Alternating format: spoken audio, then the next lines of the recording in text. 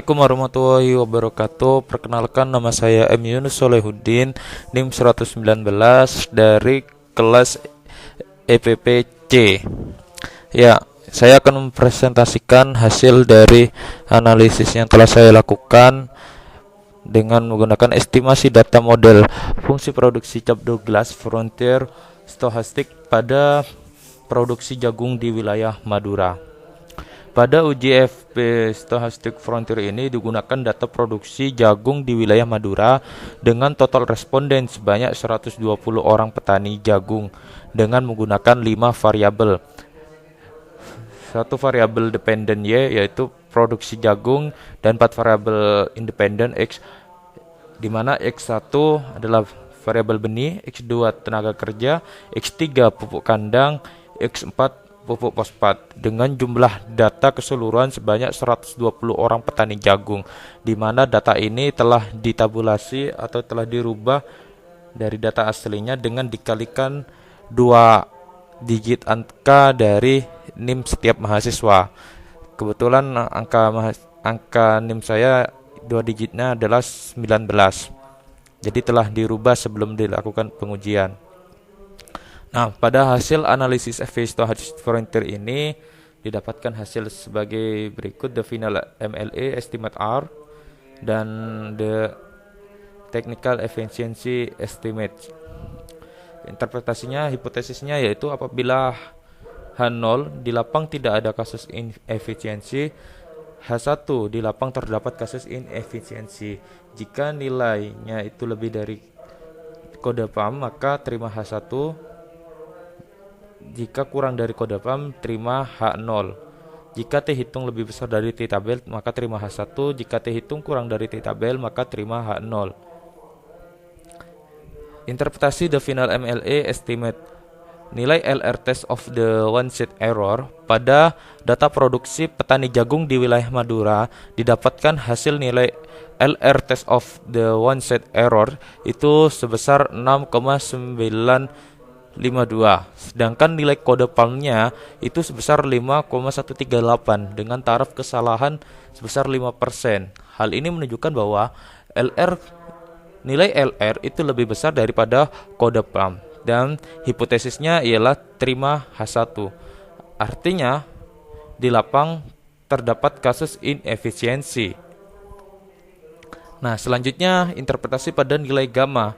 Nilai gamma ini digunakan untuk mengetahui persentase error term yang disebabkan oleh inefisiensi teknis, di mana nilai T hitungnya itu diketahui sebesar 14,385 dan nilai T tabelnya dengan taraf 1% itu didapatkan hasil sebesar 2,619. Hal ini menunjukkan bahwa nilai T hitung itu lebih besar daripada T tabel, maka hipotesisnya adalah terima H1. Artinya sebesar 89,9% error term itu disebabkan oleh adanya inefisiensi teknis di lapang. Selanjutnya, pengaruh masing-masing variabel. Pada beta 1 atau variabel pertama benih, nilai T hitung itu diketahui sebesar min 0,727. Hal ini menunjukkan hasil yang tidak signifikan. Artinya pada variabel benih ini tidak memiliki pengaruh yang signifikan atau berpengaruh terhadap produksi jagung. Nah, sedangkan pada variabel kedua tenaga kerja itu didapatkan hasil nilai T hitungnya itu sebesar 2,761 dan nilai T tabelnya dengan taraf 5% itu sebesar 1,980.